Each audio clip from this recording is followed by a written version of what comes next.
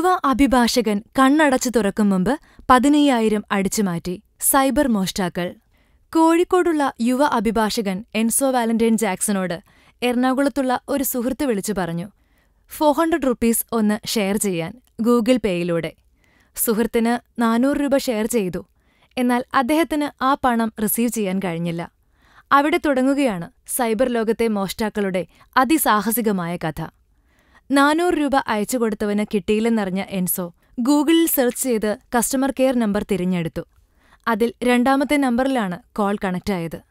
2ാം ശനിയാഴ്ചയായതുകൊണ്ട് bank പ്രവർത്തിക്കില്ലെന്നറിയാവുന്ന സംഘം അവരുടെ number തിരികെ കയറ്റിയതാവാം തട്ടിപ്പിന് കളമൊരുക്കാൻ. രാവിലെ 10:46-ന് എൻസോ 9002320800 എന്ന കസ്റ്റമർ കെയറിലേക്ക് വിളിക്കുന്നു. തന്റെ 400 രൂപ സുഹൃത്തിന് കിട്ടിയില്ല, എന്റെ അക്കൗണ്ടിൽ നിന്ന് പോയതായും കാണുന്നു എന്ന് പറഞ്ഞുകൊണ്ടിരുന്നു. അവർ കാര്യങ്ങൾ ചോദിച്ചു മനസ്സിലാക്കുന്ന ഭാവേന കോഴിക്കോട് KSRTCക്ക് സമീപത്തുള്ള കേരള ഗ്രാമീൺ ബാങ്ക് ശാഖയിലെ എൻസോയുടെ അക്കൗണ്ടിന്റെ സകല വിവരങ്ങളും ചോർത്തിയ സംഘം തുടർച്ചയായി 9 മിനിറ്റ് സംസാരിക്കുകയും ഫോൺ കട്ടാക്കുന്നതിനു മുൻപ് 15,000 രൂപ കൈവശപ്പെടുത്തുകയുമായിരുന്നു. പണം പിൻവലിച്ചതായി ശ്രദ്ധയിൽപ്പെട്ട എൻസോ താൻ സംസാരിച്ച നമ്പറിലേക്ക് നിരവധി തവണ വിളിച്ചു നോക്കിയെങ്കിലും ആ ഫോൺ സ്വിച്ച്ഡ് ഓഫ് ആയിരുന്നു. നമുക്കെവിടെയാണ് സുരക്ഷയുള്ളത്? പണം കൈവശം വെക്കരുതെന്ന് മേലാവിൽ നിന്ന് ഉത്തരവുകൾ വന്നുകൊണ്ടേയിരിക്കുന്നു. എന്നാൽ സുരക്ഷയെ കരുതി ബാങ്കിൽ നിക്ഷേപിക്കുന്ന പണം ഇത്തരത്തിൽ മോഷ്ടാക്കൾ കവർന്നെടുക്കുന്നു. എൻസോയുടെ അക്കൗണ്ടിൽ ആകെയുണ്ടായിരുന്ന തുക 15,500 രൂപയായിരുന്നു. അതിൽ 15ഉം പോയി. കൂടുതലുണ്ടായിരുന്നെങ്കിലോ? ആർക്കുമില്ല ഒരു ഉത്തരവാദിത്വവും. കേരള ഗ്രാമീൺ ബാങ്ക് കസബ സ്റ്റേഷൻ പരിധിയിലായതിനാൽ അവിടെയും സൈബർ സെല്ലിലും പരാതി കൊടുത്തിട്ടുണ്ട്. അതിന്റെ പ്രയോജനം കാത്തിരുന്നു തന്നെ കാണണം. നമസ്കാരം, എൻ്റെ പേര് എൻസോ വാലന്റൈൻ ജാക്സൺ. ഞാനിവിടെ കോഴിക്കോട് ഡിസ്ട്രിക്ട് കോർട്ടിൽ പ്രാക്ടീസ് ചെയ്യുന്നു. ഒരു അഡ്വക്കേറ്റാണ്. കഴിഞ്ഞ 9/3/2019 ഈ മാർച്ച് മാസം 2nd സാറ്റർഡേ എൻ്റെ അക്കൗണ്ടിൽ നിന്ന് 15,000 രൂപ നഷ്ടമായി. കഴിഞ്ഞ ശിവരാത്രിൻ്റെ അന്ന് എൻ്റെ കൂട്ടുകാരൻ എന്നെ വിളിച്ചു പറഞ്ഞു, അവനൊരു 200 രൂപ ഒന്ന് വേണമെന്ന്. അപ്പോൾ നീ എത്രയും പെട്ടെന്ന് ഗൂഗിൾ പേ, നമ്മളെല്ലാവരും ഉപയോഗിക്കുന്നൊരു സാധനമാണ് ഗൂഗിൾ പേ. പണ്ട് തേസ് എന്നായിരുന്നു എൻ്റെ പേര്. ഗൂഗിൾ പേ വഴി സെൻഡ് ചെയ്യാൻ പറഞ്ഞു. അപ്പോൾ ഞാൻ ആ സമയത്ത് അമ്പലത്തിലായിരുന്നു. ഞാൻ പറഞ്ഞു ആയിക്കോട്ടെ, ഞാൻ ഇപ്പോൾ അയച്ചുതരാം. ഞാൻ 200 രൂപ അവനെ അയച്ചു. അവൻ കുറച്ച് കഴിഞ്ഞ് പറഞ്ഞു 200 രൂപ കിട്ടിയിട്ടില്ല അവന്. അപ്പോൾ ഞാൻ നോക്കിയപ്പോൾ എൻ്റെ അക്കൗണ്ട് ട്രാൻസാക്ഷൻ എന്തോ ഫെയിലായി. അപ്പോൾ ഞാൻ ഒന്നും കൂടി 200 രൂപ അയക്കാൻ നോക്കി. അപ്പോൾ അതും അവന് കിട്ടിയില്ല. അപ്പോൾ ടോട്ടൽ നോക്കുമ്പോൾ ഒരു 400 രൂപ എൻ്റെ നിന്ന് പോയി. പക്ഷെ അവനത് കിട്ടിയിട്ടില്ല. അപ്പോൾ അക്കൗണ്ട് ട്രാൻസാക്ഷൻ ഫെയിൽഡാണ്. അത് ഇടയ്ക്കിടയ്ക്ക് ഗൂഗിൾ പേയിൽ വരുന്നതാണ്. നോർമലി അതൊരു 3-4 ദിവസം കഴിഞ്ഞിട്ടുണ്ടെങ്കിൽ, 3-4 ബിസിനസ് ഡേയ്സ് കഴിഞ്ഞിട്ടുണ്ടെങ്കിൽ അക്കൗണ്ടിലേക്ക് തിരിച്ചു കയറുന്നതാണ്. അപ്പോൾ ഞാൻ അവനോട് പറഞ്ഞു, അത് പോകുന്നില്ല, നീ വേറെ വഴി നോക്ക്, എൻ്റെ കയ്യിൽ ഇപ്പോൾ അങ്ങനെ കയറുന്നില്ല. അപ്പോൾ അവൻ ഓക്കെ പറഞ്ഞു. ഞാനൊരു 3-4 ദിവസം കഴിഞ്ഞ് ഞാനൊരു ഓർത്തില്ല. പിന്നെ കുറേ 3-4 ദിവസം കഴിഞ്ഞിട്ട് ഞാൻ വീണ്ടും എൻ്റെ ഗൂഗിൾ പേ നോക്കിയപ്പോൾ ആ 400 രൂപ തിരിച്ചെനിക്ക് റീഫണ്ട് ആയിട്ടില്ല. അപ്പോൾ ഞാൻ എൻ്റെ ഒരു ഫ്രണ്ടിനെ വിളിച്ചു, ഇങ്ങനെ ഇതുണ്ട്, എന്താ ചെയ്യേണ്ടതെന്ന് ചോദിച്ചു. അപ്പോൾ അവൻ പറഞ്ഞു കുഴപ്പമില്ല, കുറച്ചും കൂടി വെയിറ്റ് ചെയ്യ്, വന്നോളൂ എന്ന് പറഞ്ഞു. ഞാൻ അതിൽ തന്നെ ഒരു ഫീഡ്ബാക്ക് അയച്ചു, എനിക്കിങ്ങനെ റീഫണ്ട് കിട്ടിയിട്ടില്ല എന്ന് പറഞ്ഞു. അതിനകത്ത് എനിക്ക് റിപ്ലൈയും വന്നില്ല. അപ്പോൾ എനിക്കൊരു അത്യാവശ്യം ഒരു കാര്യം ഉണ്ടായിരുന്ന സമയത്ത് ഞാൻ എൻ്റെ ഫ്രണ്ടിനെ വിളിച്ചു, ഇത് പെട്ടെന്ന് കിട്ടാൻ എന്താ വഴിയെന്ന് ചോദിച്ചു. അതായിരുന്നു ഈ കഴിഞ്ഞ 9-ാം തീയതി. അപ്പോൾ അവൻ പറഞ്ഞു, നീ ഒരു പണി ചെയ്യ്, ഗൂഗിൾ പേൻ്റെ കസ്റ്റമർ കെയർ സർവീസ് നമ്പർ ഉണ്ടാവും, അതിൽ വിളിച്ച് നോക്കൂ എന്ന് പറഞ്ഞു. ഞാൻ പറഞ്ഞു ശരി. ഒരു രാവിലെ 9 മണി മുതൽ ഞാനിങ്ങനെ നെറ്റിൽ കുറേ നമ്പേഴ്സ് നോക്കി. അപ്പോൾ ഗൂഗിൾ പേ കുറേയൊക്കെ നോക്കി, കുറച്ച് നമ്പേഴ്സിൽ വിളിച്ച് കിട്ടുന്നില്ല. അങ്ങനെ ഒരു 2 നമ്പേഴ്സ് എനിക്ക് കിട്ടി. 2 നമ്പറാണ് ഇതിനകത്ത് കിട്ടിയത്. ഫസ്റ്റ് നമ്പർ വിളിച്ചപ്പോൾ കോൾ ഫോർവേഡിങ് ആയിരുന്നു. സോ അവരെന്ത് എടുക്കുന്നില്ല, വെറുതെ ഇങ്ങനെ കോൾ അടിക്കുക. 2ാമത്തെ നമ്പറിൽ, അതായത് ഈ 900223 എന്ന് പറയുന്ന ഈ നമ്പറിലേക്ക് ഞാൻ വിളിച്ചു.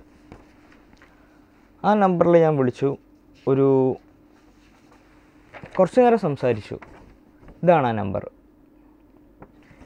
ഈ നമ്പറിൽ ഞാൻ വിളിച്ചു. അപ്പോൾ അവർ എടുത്തപ്പോൾ തന്നെ പറഞ്ഞത് ഗൂഗിൾ പേൻ്റെ കസ്റ്റമർ സർവീസാണ്, എങ്ങനെ ഹെൽപ്പ് ചെയ്യണമെന്ന് ചോദിച്ചു. അപ്പോൾ ഞാൻ ഇങ്ങനെ പൈസ പോയ കാര്യങ്ങളൊക്കെ അവരോട് പറഞ്ഞു. അപ്പോൾ അവരോട് ചോദിച്ചു, സാറിൻ്റെ ബാങ്ക് ഏതാണ്, എവിടെയാണ് ബാങ്ക് എന്ന് ചോദിച്ചു. ഞാൻ പറഞ്ഞു കാലിക്കറ്റാണ്, കേരള ഗ്രാമീൺ ബാങ്കാണ് ഞങ്ങളുടെ ബാങ്ക് എന്ന് പറഞ്ഞു. അപ്പോൾ അവരൊന്ന് ഹോൾഡ് ചെയ്യുമെന്ന് പറഞ്ഞു. ഒരു 5 മിനിറ്റ് ഞാൻ ഹോൾഡ് ചെയ്ത് നിന്നു. എന്നിട്ട് അവർ പറഞ്ഞു, സാർ ഞങ്ങളിപ്പോൾ അതിലേക്ക് ഗൂഗിൾ പേൻ്റെ ഉള്ളിലേക്ക് ഒരു മെസ്സേജ് അയക്കും, ടെക്സ്റ്റ് മെസ്സേജ് അല്ല, ഗൂഗിൾ പേൻ്റെ ഉള്ളിൽ ഒരു മെസ്സേജ് അയക്കും, 400 റീഫണ്ടിനെയാണ്, സാർ അത് ഓക്കെ അടിച്ചാൽ 400 റീഫണ്ട് ആവുമെന്ന് പറഞ്ഞു. അപ്പോൾ ഞാൻ നോക്കിയപ്പോൾ 400 റീഫണ്ടിനൊരു മെസ്സേജ് വന്നു. ഞാനിത് ഓക്കെ പറഞ്ഞ് ക്ലിക്ക് ചെയ്തു.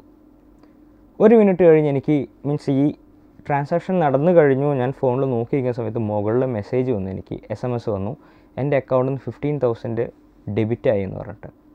അപ്പം ഞാൻ നോക്കുമ്പോൾ അതെന്താ പോയെന്ന് പറഞ്ഞാൽ ഞാൻ ഇവരോട് ചോദിക്കാൻ വേണ്ടി ഞാൻ സംസാരിക്കാൻ നോക്കുമ്പോൾ ഇവർ ആ ഫോൺ കട്ട് ചെയ്തു. ഞാൻ നിരവധി തവണ ആ നമ്പറിലേക്ക് വിളിച്ചു, ഫോൺ കട്ടായി. പിറ്റേ ദിവസം ഞായറാഴ്ച കഴിഞ്ഞ് തിങ്കളാഴ്ച 11-ാം തീയതി ഞാൻ കസബ സ്റ്റേഷനിൽ പരാതി കൊടുത്തു. ബാങ്ക് സ്റ്റേറ്റ്മെൻറ്റ് വാങ്ങി ബാങ്കിലെ മാനേജറോട് കാര്യം പറഞ്ഞു. ഈ അടുത്ത ദിവസം യൂണിവേഴ്സിറ്റിയിലെ ഒരു അധ്യാപികയ്ക്ക് 37,000 രൂപ നഷ്ടപ്പെട്ട വാർത്ത നാം കണ്ടു. മോഷ്ടിക്കുന്നവന് ഈ പണം എന്തിനു കരുതിവെച്ചതാണെന്നറിയേണ്ട കാര്യമില്ല, അവർക്ക് അവരുടെ കാര്യം മാത്രം. അത്തരത്തിൽ 48,000 രൂപ നഷ്ടപ്പെട്ട ഒരു രാജസ്ഥാൻ സ്വദേശിയായ യുവാവ് ആത്മഹത്യ ചെയ്തു. ഡയറിയിൽ മരിക്കും മുമ്പ് അവൻ കുറിച്ചു, എന്റെ പണം ഗൂഗിളിലൂടെ ആരോ കവർന്നു. അത്ര കാശുണ്ടാക്കാൻ ഇനി എനിക്ക് കഴിയുമെന്ന് തോന്നുന്നില്ല, ഞാൻ ജീവിതം അവസാനിപ്പിക്കുകയാണെന്ന്. രാജസ്ഥാൻ പോലീസ് അന്വേഷണം ആരംഭിച്ചു. പ്രതികളെ പിടികൂടി. കോഴിക്കോട് പേരാമ്പ്ര സ്വദേശികളായ 30 വയസ്സിന് താഴെ പ്രായമുള്ള 3 യുവാക്കൾ. അവരെ ചോദ്യം ചെയ്തപ്പോൾ ഞങ്ങൾക്കൊന്നും അറിയില്ല, ഞങ്ങൾ ഇത്തരത്തിലുള്ള കാർഡുകൾ വിൽപ്പന നടത്തുന്നവർ മാത്രമാണ്. പാലക്കാട് സ്വദേശിയാണ് ഈ ജോലി ഏൽപ്പിച്ചതെന്ന് അവർ പറയുന്നു. എന്തായാലും ഇവരറിഞ്ഞോ അറിയാതെയോ ആണെങ്കിലും 48,000 നഷ്ടപ്പെട്ടവൻ മറ്റു ഗതിയില്ലാതെ ജീവിതം അവസാനിപ്പിച്ചു. ഒന്ന് വ്യക്തമായി പറയുകയാണ്, ജീവിതത്തിൽ കഷ്ടപ്പെട്ടുണ്ടാക്കിയ കാശ് ബാങ്കിലിട്ട് നിങ്ങൾ ഒരു കാരണവശാലും നെറ്റ് വഴിയുള്ള ഇടപാടുകൾ നടത്താതിരിക്കുക. എന്തെന്നാൽ ബാങ്ക് നിങ്ങളുടെ പണത്തിന് ഒരു ഗ്യാരണ്ടിയും നൽകുന്നില്ല. പോയാൽ പോയത് തന്നെ. പണി പോലീസിനാണ്. സമർത്ഥരായ അവർ ചിലത് കണ്ടെത്തുന്നുണ്ട്. ഇത്തരം തട്ടിപ്പ് പുറത്തറിയുന്നത് വളരെ കുറച്ചു മാത്രമാണ്. ചിലർ നാണം കൊണ്ട് പുറത്തു പറയാതിരിക്കുന്നു. മറ്റു ചിലർ തങ്ങളുടെ പണം മാത്രമല്ല ജീവനും കൂടി ഇത്തരം മോഷ്ടാക്കൾക്ക് മുന്നിൽ സമർപ്പിക്കുന്നു. എല്ലാ സംവിധാനങ്ങളും വേഗത നിറഞ്ഞ ഈ ജീവിതത്തിൽ വേണം.